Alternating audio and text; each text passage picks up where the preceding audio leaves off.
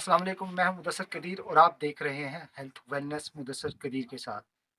आज हम बात करेंगे फ़ालिज के हवाले से कि फ़ालिज क्या है और इससे हमने कैसे बचना है। और इस हवाले से जो मेहमान शख्सियत आज मेरे साथ होंगी वो हैं जी फ़ोकल पर्सन फ़ालिज के हवाले से जो हुकूमत पंजाब ने एक इदारा बनाया है, उसके वो इंचार्ज हैं। फिर उनसे हम बात करेंगे कि फ़ालिज की तशख़ीस कैसे करनी है और फ़ालिज का जो शिकार जो मरीज़ होते हैं उनका इलाज वो कैसे करते हैं।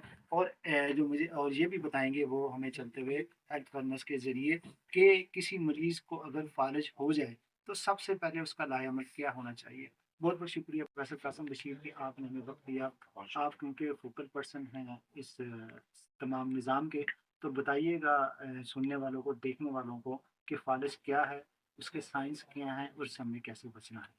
जी, मुदस्सिर साहब जो फ़ालिज जो है वो 2 किस्म के होते हैं। एक ये है कि शरेआन अगर फट जाए, जी। उसको हम हेमरेजिक स्ट्रोक कहते हैं। दूसरा ये कि अगर शरेआन में किसी किस्म का खून का लोथड़ा आ जाए या वहाँ क्लॉट बन जाए तो वो खून आगे नहीं जाता तो उसको हम कहते हैं इस्केमिक स्ट्रोक।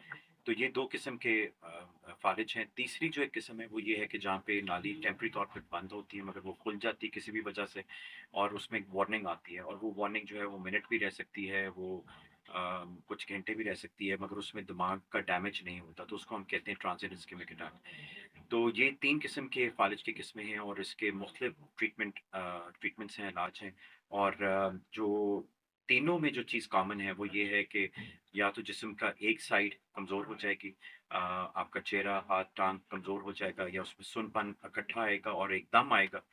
दूसरा ये कि आपके बोलने में दुश्वारी आ सकती है। तीसरा ये कि आपका जो बैलेंस है वो भी ख़राब हो सकता है और उस टाइम पे जब ये चीज़ें हो रही हों तो आपको फ़ौरन इमरजेंसी सर्विसेज़ के लिए कॉल करना चाहिए और मैं सब लोगों को ये कहता हूँ कि आप 1122 को कॉल करें ताकि आप जल्दी से बगैर किसी डिले के सड़कों पे आप करीबी हॉस्पिटल पहुँचे। आपने एक वो बनाया हुआ फ़ास्ट, FAST, वो जी, क्या है? फ़ास्ट का मतलब है जी face, arm, speech and time. तो फेस, चेहरा, आर्म, हाथ और स्पीच बोलने का दुश्वारी आना और अगर इन तीनों में एकदम आपको प्रॉब्लम नज़र आना शुरू हो जाती है तो आप टी मतलब टाइम टाइम टू कॉल 1122 तो ये फ़ास्ट एक्रोनिम है जी। अच्छा, मरीज़ शिकार हो जाता है फ़ालिज का, तो आप क्योंकि उस प्रोग्राम के पंजाब के प्रोग्राम जो चल रहा है, वज़ीर आला पंजाब की ज़ेर निगरानी उसके इंचार्ज हैं, तो एक इंजेक्शन है टीपीए। हुँ। टीपीए के बारे में बताइएगा कि वो कितने सेंटर्स पर अवेलेबल है? पहले सबसे पहले ये बताएँगे कि आपके सेंटर्स पंजाब भर में कितने हैं? और कौन-कौन से शहरों में हैं? और टीपीए इंजेक्शन क्या तमाम जगहों पे मौजूद है? जी, तो जो ये सेंटर्स इस वक़्त हैं, जो हमने पहले साल में क्रिएट किए हैं, वो 14 हैं। ठीक है। उनमें से 2 जो हैं, वो अभी ऑन होल्ड हैं, उनके वहाँ पे ह्यूमन रिसोर्स और थोड़ा-सा इंफ्रास्ट्रक्चर का थोड़ा इश्यू है, उसकी वजह से ऑन होल्ड है। मगर लाहौर में 3 हैं जी designated services hospital Lahore, Punjab institute of Lahore and Mayo hospital. फिर गुजरांवाला है, फिर नारोवाल है, डीएचक्यू नारोवाल। उसके बाद आपका फैसलाबाद है, फिर आपका रहीम यार खान है, सियालकोट है, मुल्तान है, DHQ Bhakkar, Dera Ghazi Khan and Rawalpindi. तो ये टोटल जो बनते हैं सेंटर्स ये 14 बनते हैं और अभी हम इस साल में हमने 10 और क्रिएट करने और वो ज़्यादा डीएचक्यू लेवल्स पे ही। में कोई प्रॉब्लम होती है कि इतनी दुरानियाँ हो तो हमने सेंटर बनाना, ये इतना दुरानियाँ हो तो हमने सेंटर नहीं बनाना। देखें, लाहौर में जो गंगाराम हॉस्पिटल है, वहाँ पे शोबा न्यूरोलॉजी भी है। कोई फ़हीम साहब हैं शायद वहाँ पे काम करते हैं, डॉक्टर हैं। और उसके बाद वहाँ पर न्यूरो सर्जरी का शोबा भी है। आजकल वो प्रिंसिपल भी हैं, देखने हैं जो उसके इंचार्ज हैं। तो वहाँ पे आपका सेंटर नहीं है। जी, वहाँ पे पहले सेंटर था। ठीक है, अभी वो भी ऑन होल्ड हुआ है, उसका इस वजह मेन ये है कि डॉक्टर की पोस्टिंग हो गई ठीक। पंजाब एस्ट्रो न्यूरोसाइंस में, तो वहाँ पे अभी उनकी जगह कोई रिप्लेसमेंट नहीं। तो इधर जो मेन जो चीज़ है वो ये है कि जी वहाँ पे आपका न्यूरोसर्जरी, न्यूरोलॉजी कॉलेज का इलाज अपनी जगह, मगर इनकी पोटेंशियल कॉम्प्लिकेशंस भी हैं इन इलाजों की। ठीक है। मगर वो हर किसी के साथ नहीं होती। अगर मैं कहूँ कि ये टीपी इंजेक्शन की कितनी कॉम्प्लिकेशन तो 100 में से 6 के साथ कोई कॉम्प्लिकेशन हो सकती है, तो 94 के साथ नहीं होगी। मगर उन 6 में से सिर्फ़ 2 या 3 के साथ कोई मेजर कॉम्प्लिकेशन, बाकी 4 के साथ उतनी मेजर नहीं होगी। मगर वो जो छोटी थोड़ी बहुत लोग हैं, उनके लिए न्यूरो सर्जरी का होना भी ज़रूरी है। वहाँ पे आईसीयू का होना भी ज़रूरी है, न्यूरो आईसीयू का और न्यूरो थिएटर्स भी होना ज़रूरी है। तो ये एक कंबाइंड चीज़ है, जिस तरह cardiology and cardiac surgery thoracic surgery इकट्ठा है, हो जाता है। इसी तरह न्यूरोसर्जरी न्यूरोलॉजी है। ये ओवर द इयर्स बाकी मुल्कों में भी ये dedicated under one roof centres हैं और इसके साथ आपको अलाइड सर्विसेज भी चाहिए क्योंकि फालिज के मरीज़ को ब्लड प्रेशर भी होगा, गुर्दों का मसला होगा, दिल का होगा, कोई कैंसर के मसले होंगे, तो इसमें फिर आप जब तशखीश में जाते हैं कि फालिज का इलाज तो आपने कर लिया, उसका आगे आपने रोकना कैसे है कि फर्दर आगे फिर से ना हो उनको, तो उधर आपको फिर ये लाइट सर्विसेज भी चाहिए। तो इसलिए एक मल्टी डिसिप्लिनरी टीम का होना बहुत ज़रूरी है, जिसको लीड कर रहे होते हैं न्यूरोलॉजी या न्यूरोसर्जरी वाले। जिन्ना हॉस्पिटल में भी नहीं है। जिना में भी नहीं। जी, बिल्कुल, वहाँ डिपार्टमेंट ही नहीं है और न्यूरोलॉजी डिपार्टमेंट ही नहीं बना। जी। उसके बनने की क्या इनसाइड स्टोरी रही, ये तो बताएँ? क्योंकि 2 अ मर्तबा प्रपोज़ल गई, जो मुझे जहाँ तक मुझे पता है। जी, तो उसका मेन ये है कि जी वहाँ पे जब डिपार्टमेंट, आपको भी पता है कि जब वो डिपार्टमेंट्स की क्रिएशन होती है तो एसएनईज़ क्रिएट होती हैं। फिर उसके बाद फिर लोगों का एप्लीकेशंस और चीज़ें आती हैं, तो जब तक वो चीज़ नहीं होगी तो मेरे ख़्याल में वो आगे क्रिएट नहीं हो सकेगा। डॉक्टर साहब, हेल्थ वेलनेस के जो नाज़रीन हैं उनको ये बताइएगा, टीटी इंजेक्शन जो है इसकी क्या प्राइस है, और हुकूमत पंजाब के इकामत की रोशनी में इसको मरीज़ों को बिला मुआवज़ा दे रहे हैं। तो उसके बाद आपसे एक गुफ्तगू हुई थी, तो आपने कहा था कि टीपीए को एक रिप्लेस करने वाला इंजेक्शन भी आ गया, उसके बारे में? जी, तो टीपे की जो कॉस्ट है वो तकरीबन 2,40,000 है या 239 में कुछ ऊपर-नीचे हो सकता हूँ, मगर इसी के आस-पास है। और ये जो इंजेक्शन है ये फ्री ऑफ कॉस्ट है। इधर कोई वेट नहीं करना, किसी ने सामने फार्मेसी पे नहीं जाना, क्योंकि ये फार्मेसीज़ पे अवेलेबल भी नहीं है। अवेलेबल ही नहीं है। ये लाइफ सेविंग मेडिकेशन कैटेगरी में आता है, तो ये उन्हीं हॉस्पिटल्स में होगा जहाँ पे ट्रेनिंग हुई भी है, वहाँ पे सेंटर्स क्रिएट हुए हैं। तो और ये फ्री ऑफ कॉस्ट आपको मिल रहा है। और टीपीए को रिप्लेस हम अब कमिंग मंथ में करना शुरू कर देंगे, जो एक नया इंजेक्शन है टेनेक्टिपेज, जो कि बेहतर है। बाहर के मुल्कों में ऑलरेडी यूज़ होने लग गया था।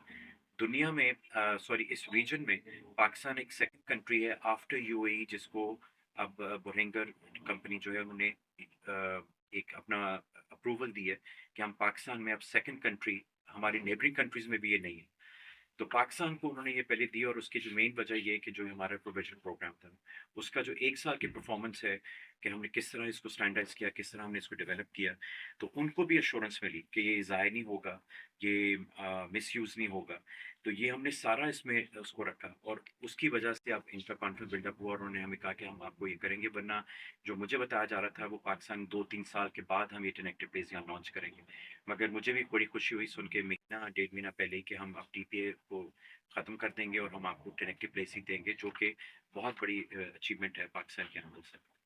ड्रैग में ये रजिस्टर क्यों नहीं हुआ, और लोकल जो बॉडी है वो क्यों नहीं बनी? जी, तो ड्रैग में इंजेक्शन जो है ये इम्पोर्ट के लिहाज से रजिस्टर्ड है। इसके जो बोरिंगर कंपनी है उनके अपने यहाँ पे डिस्ट्रीब्यूटर्स, और लोकल जी यहाँ पे इसलिए नहीं बना रहे क्योंकि जो ये इंजेक्शन है, पहली बात तो इसके ऊपर बहुत ज़्यादा रिसर्च एंड डेवलपमेंट है, और इसके ऊपर रिसर्च बहुत ज़्यादा लगती है। तो दुनिया में सिर्फ 2 ही जगह पे ये बन रहा है, एक अमेरिका, और बाकी जो दुनिया है उसका सारा जर्मनी से ही मैन्युफैक्चर होता है। तो दुनिया की जो मेजर सप्लाई है वो जर्मनी से आती है, और इसके ऊपर काफ़ी डीएनए टेक्नोलॉजी और चीज़ें यूज़ होती हैं। तो मेरे ख्याल में ये जो कॉस्ट और इन्वेस्टमेंट है वो कोई इतना आसान नहीं है किसी किसी भी जगह पे, अगर हमारी नेबरिंग कंट्रीज़ वाले ये नहीं कर सकते, आसान नहीं है। बड़ा एक अहम सवाल मैं आपसे करने लगा हूँ। आप बहुत बिज़ी आदमी हैं। आप तैनात हैं service institute of medical sciences. आपकी एक स्पेशलिटी है कि दिमाग की जो छोटी वेन्स हैं उनमें जाके इलाज करना। आप पिंस में वो काम करते हैं। ये जो पंजाब स्ट्रोक मैनेजमेंट का दफ्तर है, ये किधर है? तो दफ्तर जी इसका, मतलब 2 जगह पे आपके जी, दफ़ातर हैं। जी। तीसरा जो असल दफ्तर है वो किधर है देखिए, इसका? ये जो मैंने पंजाब से न्यूरो साइंस की जो पोज़ीशन है वो मेरी ऑनरी है। ठीक है। ठीक है, वो मैं शौक से कर रहा हूँ। मेरी जो मेन तैनात है वो मेरी सर्विस की सर्विसेज़ है, ठीक हॉस्पिटल है। है। मेरा पैशन है कि इसको डेवलप करना है, मेरा यही मकसद था वापस आने का। तो मुझे अब ये मौका मिला, तो मैंने वो मौका लिया, क्योंकि इसके लिए आपको एंजियोग्राफी चाहिए, मशीन चाहिए, जी, जो कि बिल्कुल सही पंजाब है। इंस्टीट्यूट ऑफ न्यूरो वो साइंस इधर में लगी मौजूद थी। उनके पास ऑपरेटर नहीं था, ये 2023 की बात है। तो उस वक़्त मैं सर्विसेज़ हॉस्पिटल में भी सोच रहा था कि किस तरीके से हमारी अपनी लग जाए, मगर फिर वो कोविड आ गया, और उसमें काफ़ी तब्दीलियाँ आई, फंडिंग के बहुत इश्यूज़ आए कोविड की वजह से। तो फिर मैंने वहाँ पे सर्विसेज़ के साथ एमओयू साइन कर लिया न्यूरो साइंस से। तो उसमें अब मेरा ट्रैवल बहुत ज़्यादा है। पहले साल तो बहुत ज़्यादा था, मुझे तो दिन-रात का भी नहीं पता चला कि वो कैसे गुज़र रही थी चीज़ें। मगर हमने फिर भी शुक्र करके किया। अब ये है कि अब हमारी ट्रेनिंग शुरू हो चुकी है। अब हमारे पास 1-2 लोग जो हैं वो काफ़ी अच्छे ट्रेन्ड हैं, जो कि 24 आवर्स वहाँ सर्विस प्रोवाइड कर रहे हैं। एटलीस्ट ये जो फालिज वाले हर वक़्त वहाँ पे नहीं होना। हमने वहाँ पे बहुत हाई एंड कैमरास लगाए हुए हैं, जिससे जब भी वहाँ केस हो रहा है, अगर मैं वहाँ नहीं भी हूँ और है। आप देख सकते हैं। मैं देख रहा हूँ, मैं उनको गाइड कर रहा हूँ, ठीक है। चाहे मैं लाहौर में हूँ या नहीं हूँ, मैं फिर भी देख रहा हूँ।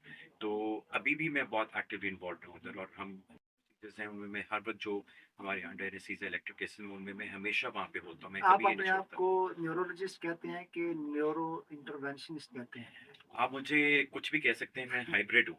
मैं न्यूरोलॉजी और न्यूरोसर्जरी के दरमियान वाला दरमियान हूँ। फँसे हुए हैं आप। जी, तो जिस तरह कार्डियोलॉजिस्ट है, एक वो कार्डियोलॉजिस्ट है जो एंजियोग्राफीज़ नहीं करता, ठीक है। एक वो है जो इंटरवेंशंस भी करता है और वो कार्डियक सर्जन्स के साथ भी काम इस तरह एंजियोग्राफी के थ्रू कर रहा है। तो मैं वही एक तरह का हूँ, इसको न्यूरो इंटरवेंशनिस्ट भी कहते हैं।